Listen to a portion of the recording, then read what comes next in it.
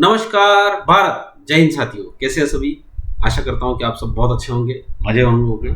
और हम जो एक क्लासेस आपको कर दे रहे हैं उसमें आपको मज़ा आ रहा होगा। ये लगभग अपना पास जो आपके पास लगभग ये 17 या 18 तारीख की जो मैथ्स थी अभी एमपी पुलिस की, उसके कुछ 10-12 क्वेश्चन हम करेंगे। ठीक है, तो आप सभी से निवेदन है कि पूरी क्लास देखें। क्लास में आपको अच्छी चीज़ें मिलेगी। सॉल्यूशन देखो करवाने के बहुत सारे तरीके हैं। चलिए, घनाभ की लंबाई और चौड़ाई ऊंचाई क्रमशः 18 सेंटीमीटर, 24 सेंटीमीटर और 4 सेंटीमीटर। घन का आयतन दिए गए घनाभ के आयतन के बराबर तो घन की भुजाएं। इसका मतलब होता है घनाभ का आयतन घन के आयतन के बराबर है। घनाभ का आयतन होता है a गुणा बी गुणा सी, और घन का अगर भुजा वो x तो x की घात 3। ये है कुल मिला के माजरा है 18 गुणित 24 गुणित 4 बराबर x की घात 3। ऐसा है। ठीक, अब आपको यहां से कुछ निकालना है। क्या निकालना है? 18 को लिख सकता हूं मैं 3 की घात 2 गुणित 2। 24 का लिख सकता हूं मैं 8 की घात 3, 8 या 24 यानी 2 की घात 3 गुणित 3 गुणित 4 को लिख सकता हूं 2 की। अब देखो यहाँ सिंपल सी बात है, यहाँ 3 की घात 2 है और यहाँ पे 3 की घात 1 है तो 3 की घात 3 हो जाएगा। यहाँ 2 है और यहाँ 4 है तो 2 की घात 3 हो जाएगा, और यहाँ पे 2 की घात 3 बराबर x की घात 3। क्यूब रूट निकालेंगे तो यहाँ होगा 3 गुणा 2 गुणा 2, 3 दूना 6, 6 दूनी 12 उत्तर। अब बहुत सारे क्या होते हैं कि 18 में 24 का गुणा कर लेते हैं, उसके बाद 4 का करेंगे तो बिल्कुल होगा, कोई दिक्कत नहीं है। पर मुझे लगता है कि इसमें क्या होगा कि आपका सवाल टफ हो जाएगा। ठीक है, क्योंकि जब आप 18 में 24 का गुणा करेंगे, 4 का गुणा करेंगे तो आपके पास एक बड़ी संख्या हो जाएगी। जैसे 11 का 13 21 होता है, 12 का 17 28 होता है, तो 17 28 आएगा इनका गुणनफल, और 17 28 के बाद आपको। ठीक है, एक तो ये तरीका है। दूसरा तरीका ये है कि आप इमेजिन करिए कि 8 चौक 32 और 32 2 चौक 8, यानी कुल मिला के इकाई का अंक 8 है, और इकाई का अंक 8 है तो इसका मतलब होता है उसका क्यूब रूट का अंक हमेशा 2 होता है। ये नियम होता है सर। जब भी किसी इकाई का अंक 8 हो तो क्यूब रूट का इकाई का अंक कितना होता है? 2 होता है। बस सवाल देखिए, सवाल करने के बहुत सारे ढंगे आप सोच सकते हैं। अगर इस सवाल को मेरे को दिया जाता तो मैं डायरेक्ट ऐसा करता कि अच्छा 8 चौक 32 और 2 चौक 8, इकाई का अंक 8, तो डेफिनेटली यहाँ पे क्यूब रूट है तो 8 का क्यूब रूट का इकाई का अंक होता है 2। दूसरा उत्तर लगा के आगे बढ़ जाता। इतनी कोई करने की जरूरत नहीं होती, पर ये सब प्रैक्टिस से आता है सर। वहां पे आपको पर एग्जामिनेशन हॉल में 30 सेकंड में अगर आप ये सब सोच पा रहे हो, इसका मतलब आपने पहले बहुत प्रैक्टिस करी है।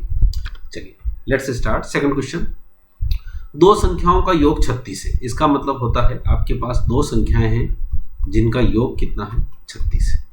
ठीक, और उनका एलसीएम और एचसीएफ 3 और 105 है। तो आपको पता है एक सूत्र होता है कि दो संख्याओं का गुणनफल उनके एलसीएम व एचसीएफ के बराबर होता है, यानी 3 गुणित 305 होता है। ये क्या है? एचसीएफ, ये है एलसीएम, और ये दोनों संख्या गुणनफल। अब क्या निकालना है? इनकी व्युत्क्रमों का योग निकालना। अब आप सोचिए एक बार, आपको इतना कुछ करने की जरूरत है, जब आपको सब कुछ पता हो तो ये निकालना है। अब इसको थोड़ा हल करेंगे तो क्या होगा? x प्लस वाई अपान एक्स इंटू वाई। कुल मिला के दोनों का योग ऊपर लिखना है और दोनों का गुणनफल नीचे लिखेंगे। इतने में मेरा काम बन जाएगा। तो योग कितना है बेटा?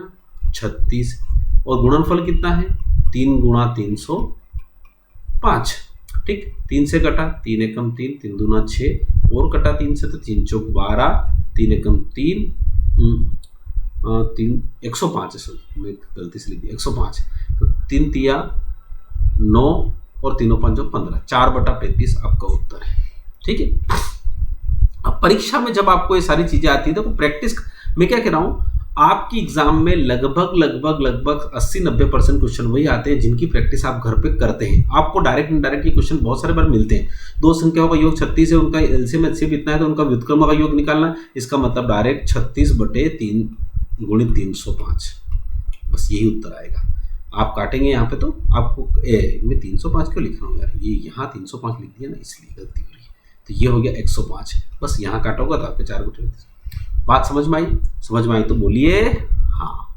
क्वेश्चन नंबर 3, 20,000 रुपए के मूलधन पर ब्याज की धनराशि में कितना अंतर यदि 2 वर्ष के लिए वार्षिक क्या है? आपको 10% के हिसाब से 2 साल का चक्रवर्ती ब्याज होता है 21%। और साधारण ब्याज होता है 20%। दोनों का डिफरेंस होता है 1% और 20,000 का 1% होता है 200 रुपये। बढ़िए बढ़िए आगे। इतना सा तो बड़ा सवाल है, क्या पढ़ा मैंने, सवाल को पढ़ा, इतने में सवाल हो गया। ठीक है। क्वेश्चन नंबर 3 बहुत ही सुंदर है। 5x 8y में 6 से विभाज्य, कोई भी संख्या 6 से विभाज्य का मतलब होता है 3 और 2 से विभाज्य होना चाहिए, और x और y का अधिकतम मान, मतलब देखो y यहाँ पे कोई भी संख्या 2 से विभाज्य का मतलब होता है कि सबसे ज़्यादा आना चाहिए। तो 2 से सबसे ज़्यादा कौन से आ सकती है? 9। तो इसका मतलब x प्लस y में y ले लो, 9 ले लिए। अब 9 ले लिया तो देखो इनको जोड़िए, 9 5 14 8 22 7 29 और 5 34। देखिए सॉरी 9 हो गया, 9 और 5 सॉरी 9 नहीं ले नहीं सकते, 8 लेंगे ना। अरे यार मैं पागल बन के क्या हो रहा है, क्यों? क्योंकि 2 से विभाज्य होने के लिए यहाँ पे सम संख्या चाहिए कि नहीं। ये भगवान गलती तो हो सकती है 8 मैक्सिमम, क्योंकि 9 लेंगे तो 2 से विभाज्य नहीं होगा। 8 13 और 8 आपका कितना होता है? 13 8 21 होता है, 21 और 7 28 होता है, 28 और 5 33 होता है। अब 33 3 से विभाज्य, तो यहाँ x की जगह क्या आ सकता है? 0 आ सकता है, 3 आ सकता है, 6 आ सकता है और 9 आ सकता है। तो आपको अधिकतम लेना तो क्या ले सकते हैं? 9। तो 9 x की जगह ले सकते हैं और y की जगह 8 लेंगे, तो 9 और 8 कितना होगा? 17। ये सवाल है, क्या मेरी बात समझ पाए? ठीक है। थोड़ा सा y की जगह मैंने गलती से गलत ले लिया था, क्योंकि मैक्सिमम में 9 पर, जबकि वो 2 से विभाज्य होना चाहिए। ठीक है, तो बात समझ में? इतने छोटे छोटे से सवाल आते हैं। ये इस सवाल में कुछ नहीं करना है, भले यहाँ 7 हो 8 हो फालतू हो, कुछ भी नहीं करना है। ये 7 लिखना है और एक को लिखना है 1 माइनस 1/। अब यहाँ पे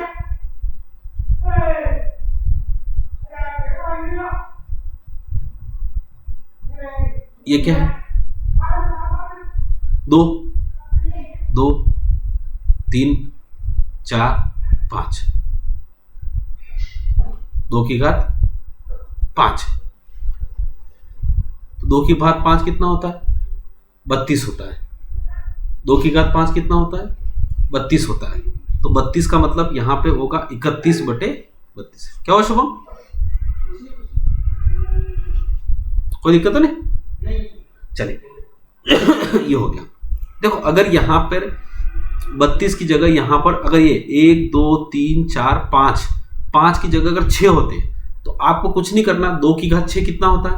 अब आपको देखो फास्ट इस प्रकार से करना है एग्जाम में, ये ऐसा कुछ नहीं करना है, 7 लिख ही देना है। अगर यहाँ पे 1 2 3 4 5 होते तो 5 होते तो आप क्या करते? कुछ नहीं करते सर। आप 5 होते तो 2 की घात 5 तो है ही, सॉरी 6 होते तो कितना होता? 64 होता। तो ऊपर 1 कम करिए, 63/64। ठीक है। अगर आपके पास यहाँ पर 6 की जगह 7 होता तो क्या करते? 7 और उसके बाद 2 की घात 7 कितना होता है? 64 दूना 128, यानी ऊपर करते 127/128। ठीक। अब सॉरी चीजें अगर ऐसा होता, यहाँ 3 लिख दिया, यहाँ 7, फिर यहाँ पे 3 लिख दिया, यहाँ 7, फिर यहाँ 3 लिख दिया और यहाँ 7, ऐसा होता तो क्या करते सर? कुछ नहीं करते सर। ये 3 है तो इसका मतलब होता है 1/3 की घात 3, और 3 की घात 3 कितना होता है? 27। 27 मतलब ऊपर 26/27। ठीक है। तो मतलब कुल मिला के इसी प्रकार से आपको सवाल करना है। ठीक है। अगला है, एक ठोस लंबवर्तीकार बल्लाकार त्रिज्या r और h का योग दे रखा है उसने। r और h का योग दे रखा है कितना? 37 सेंटीमीटर। बहुत अच्छी बात है। उसका संपूर्ण पृष्ठ का क्षेत्रफल, तो आपको पता है बेलन का संपूर्ण पृष्ठ का क्षेत्रफल होता है 2πr in the bracket r plus h बराबर 1628। ये दे रखा है। तो आयतन निकालना है। आयतन क्या होता है? πr²h, ये निकालना है। तो कुल मिला के r और h आपको चाहिए तो निकाल लेते, कोई दिक्कत नहीं। r प्लस h का मान कितना दे रखा है? 37 दे रखा है। यहाँ 37 रखेंगे तो यहाँ बचेगा 2πr, और यहाँ पर आप जब 37 का भाग देंगे किसमें? 1638 में, 1628 में, तो आप 37 एक प्राइम नंबर है, भाग देंगे तो आप 37 का 4 बार देंगे, 37 का 4 भागे, क्योंकि 37 दूना कितना होता है? 37 दूना तो 74, 74 दूना कितना होता है आपके पास? 148, यानी 148 और 148 आपका कट जाएगा तो यहाँ आएगा 44। और आपको मैंने स्पष्ट बता रखा है, देखो बहुत सारे बच्चों को यहाँ लगता है कि 2πr बराबर 44 दे रखा है, जब भी आपकी त्रिज्या देखो ऐसा होता है 22 का पहाड़ा, 22 और यहाँ पे 7 का पहाड़ा, ये होती है परिधि और ये होता है व्यास। ठीक है, ये 22, 22, 44, 66, 88 और ये होता है 7, 14, 21 और 28। और 14 का क्षेत्रफल, अगर 14 है तो त्रिज्या हो जाएगी 7, तो इसका क्षेत्रफल होता है 154। 88 तो इसकी 14 होगी तो इसका होगा 616। ऐसे मैंने आपको बता रखा है। कुछ चीज़ें आपको जाएंगे सर, अपनी लंबी यात्रा है तो करना पड़ेगा। तो किसी भी 2πr बराबर 44 हो गया तो r बराबर क्या होगा 44 है, तो ये 14 व्यास है। 14 अगर व्यास है तो त्रिज्या कितनी होगी 7, और त्रिज्या अगर 7 हुई तो एज कितनी होगी 37 में से 7 गए तो कितना बचा 30 बचा। कुल मिला के इतना हो गया। अब क्या करना, संपूर्ण पृष्ठ का आयतन निकालना है। आयतन क्या होता है पाई r²h। देखो जब त्रिज्या 7 हो यानी व्यास 14 हो तो क्षेत्रफल 154 होता है। तो डायरेक्ट 154 गुणित h कितना है 30, 3 का गुणा कर लो, 4 तिया 12 और 15 तिया 45 और 1 46, 4620 ये उत्तर। देखिए कुछ चीजें आपको घर पे बिल्कुल पक्की करके जाना पड़ेगा। आप सोचेंगे कि मेरे को बेलन तो क्या बेलन का चित्र बनाओगे ना, उसमें आर दिखाओगे ना, इसमें दिखाओगे ना, फार्मूला आपको पता नहीं ने 2πr से यहाँ पे। अब देखो ऐसा आने के बाद भी आपको आर निकालने में पसीना आ रहा है, एच निकालने में पसीना आ रहा है, उसके बाद आर और एच दोनों आ गए तो फिर आपको आयतन निकालने में इस πr² की जगह मान रखना पड़ रहा है ना। देखिए हम एक लंबी यात्रा पे निकले, कई सारी चीजें आपको रेडी चाहिए सर, और ये सब तो मैंने आपको लिखा पूरी तरह से। नहीं हो तो मेरे वीडियो आपके प्लेलिस्ट में जाके देखिए, मैंने मैथ्स के सारे वीडियो बना रखे हैं। बार बार कहीं से पढ़ने की जरूरत नहीं है, एक ही जगह से पढ़ना है सर। एक निश्चित राशि पर 2 वर्षों के लिए 15%। अगर कोई सवाल समझ में नहीं आया तो कमेंट में जरूर लिख दीजिएगा, नहीं समझ में आया मैं फिर उसको एलोबरेट करूंगा, आपको समझ में। ठीक है, एक निश्चित राशि पर 2 वर्ष के लिए 15% वार्षिक दर से साधारण ब्याज 5000 रुपये, बहुत अच्छी बात है। 2 वर्षों के लिए 10% वार्षिक दर से चक्रवर्ती ब्याज का आधा है। साधारण ब्याज पर रखी गई राशि कितनी है? देखो सिंपल सी बात है। ठीक है, अब 2 वर्षों के लिए 10% वार्षिक दर से, देखो साधारण ब्याज, अब साधारण ब्याज क्या है 5000 रुपये पर 2 वर्ष के लिए 10% की दर से चक्रवर्ती ब्याज का आधा है। तो 5000 का 2%, 2 साल के लिए 10% का चक्रवर्ती ब्याज कितना होगा? तो 10 का 2% के लिए चक्रवर्ती ब्याज होता है 21%। कितना होता है बेटा? 21%। और 21 में 5 का गुणा करेंगे तो कितना होगा? 1050। ठीक, और ये 1050 क्या है? Compound interest. यह कंपाउंड इंटरेस्ट जो होता है एक निश्चित राशि पर 2 वर्षों के लिए 15% वार्षिक दर से साधारण ब्याज कितना है? साधारण ब्याज चक्रवर्ती ब्याज का आधा है। इसका मतलब 1050 का आधा कितना होगा? तो ये होगा 525 रुपये। और ये 525 क्या है? 15 दूनी 30% के बराबर है। तो 100% कितना? बस यही सवाल है आपका।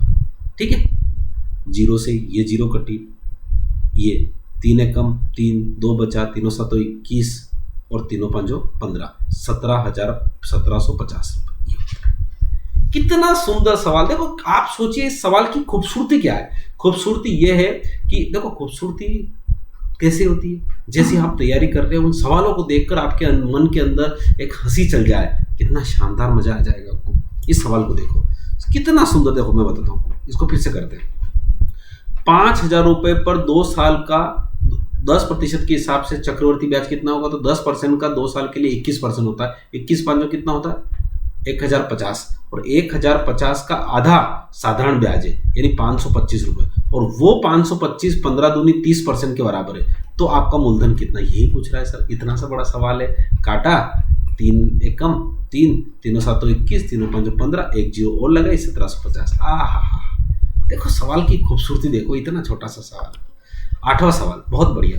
एक बात बताइए, 2 समरूप त्रिभुजों की संगत भुजाओं का अनुपात ये है तो दोनों में, तो ध्यान रखिएगा 2 त्रिभुज इस प्रकार से हैं ये, और अगर ये दोनों समरूप है तो उनके क्षेत्रफल का अनुपात, क्षेत्रफल का अनुपात है ना,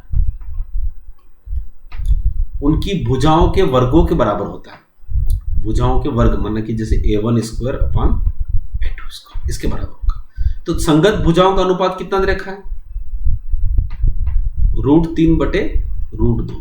तो इसका वर्ग हो जाएगा तो कितना हो जाएगा? वो 3/2। और यही उत्तर। कुछ नहीं करना, इतना सारा थोड़ी लिखना है कि मुझे सब पता है, मैंने तो इसको देखते ही देख दिया कि √3 का स्क्वायर और √2 का स्क्वायर कितना होता है 3/2। उत्तर उत्तर उत्तर उत्तर एंड उत्तर। और समरूप त्रिभुज के बारे में बहुत अच्छा सुंदर बता रखा है, प्लेलिस्ट में जाके आप बिल्कुल मैथ्स का मैंने बना रखा है, उसमें देखिए आप। 9वां अति सुंदर सवाल है। एबीसी एक व्यवसाय शुरू करते, ए अपनी पूंजी का 33 से 1/3 करता। 33 से 1/3 का मतलब होता है 1/3 इन्वेस्ट करता है, और शेष पूंजी का 33 से 1/3, शेष पूंजी कितनी बची है 2/3। 1/3 खर्च कर दी तो 2/3 बची, उसका भी 33 से 1/3 मतलब 1/3, तो 2/9 हो गया, 2/9 हो गया। अब 2/9 हो गया तो कितना बचा हुआ है, देखिए 3 यहाँ लिख दीजिए तो कितना होगा 3 3 9, और 3 यहाँ पे भी आ जाएगा, 3 में से 2 गए तो कितना बचा, 3 और 2 कितना हो गया 5, 5/9, यानी कुल मिला के ये कितना हो गया 5/9, तो ये कितना बचा 4/9। बात समझ पाए, ठीक। अब उसके बाद क्या हुआ, इनको करना तो आपको पता है, मैंने आपको बताया था यहाँ पे भी 3 का गुणा कर लो, तो यहाँ पे भी 3 का गुणा कर लो, तो यहाँ पे भी 9 हो जाएगा, यहाँ पे भी 9 हो जाएगा ना। जब तीनों के बीच में अनुपात होता है तो हर बराबर कर लेते हैं, और जो अंश होता है वही अनुपात होता है, यानी 3:2:4। ठीक है। अब देखिए 20,250 रुपए किसके बराबर है, 4, 6 और 9 के बराबर। तो किसके ना, सी का लाभ बी के लाभ से कितना अधिक है, मतलब सी का लाभ बी के लाभ से 2 अधिक है, तो 2 का गुणा करना पड़ेगा। कुछ नहीं करना, 9 दूनी 18, 2 बचा, 9 दूनी 18, 4 बचा, 9 5 45, 225 दूना 450, 450 0। ये उत्तर, ये उत्तर, ये उत्तर, ये उत्तर। समझ में आ रहा है ना। देखो ऐसे आसान आसान सवाल है, जो सवाल मैं जिस प्रकार से कर रहा हूं उसको आप खुद करिए सर, ध्यान रखिएगा, 10 बार करिए। नहीं समझ में आता है कमेंट में लिखिए। 10वां क्वेश्चन क्या है, एक निश्चित राशि पर 2 वर्ष चक्रवृद्धि ब्याज और प्राप्त राशि पर क्रमशः 752 रुपये 40 पैसे मिलते। तो आप सोचिए 752 रुपये 40 पैसे यहाँ रहे, तो इसका मतलब होता है 752 रुपये 40 पैसे मुझे मिलते हैं, किस पे मिलते हैं, मुझे मिलते हैं 4,000 रुपये। तो कितना रेट ऑफ इंटरेस्ट रहेगा, 100 पे कितने मिलते हैं। अब देखो आप खुद सोचो, अगर 11% रेट ऑफ इंटरेस्ट होती तो चक्रवर्ती ब्याज आता 11 दूना 22 और 1 23.21। 9% होता तो 1881 आता। ठीक, सुनना ध्यान से। 8% होता तो 8 दूनी 16, 16 64 आता, और 7% होता तो 7 दूनी 14, 49 आता। अब क्या आएगा ये देखना है आपको। अब आप यहां से तो काट लो, अगर आपको कट जाए तो बहुत अच्छी बात है, न कटे तो 2 0 और लगाओ, और उसके बाद टकक टकक 1 2 3, तो यहाँ पे 1 2 3। अब 4 से काटिए, देखो 4 से काटने पर खूबसूरत दिखेगा आपको।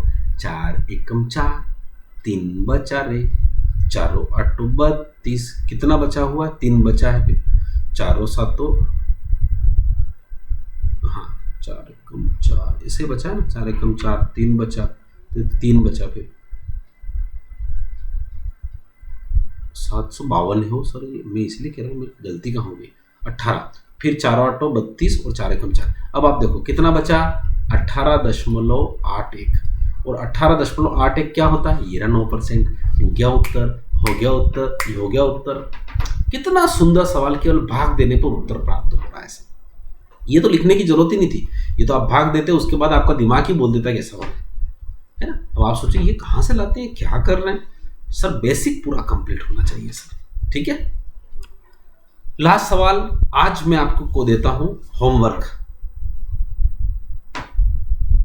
होमवर्क मतलब आप घर जाके मतलब इस वीडियो को जब भी देखें उसके बाद आराम से इसको देखें और इसका उत्तर कमेंट में लिखिए, जिससे हमें पता चले कि आप कमेंट में लिखें। बहुत ही इजी क्वेश्चन है, ठीक है, इजी क्वेश्चन।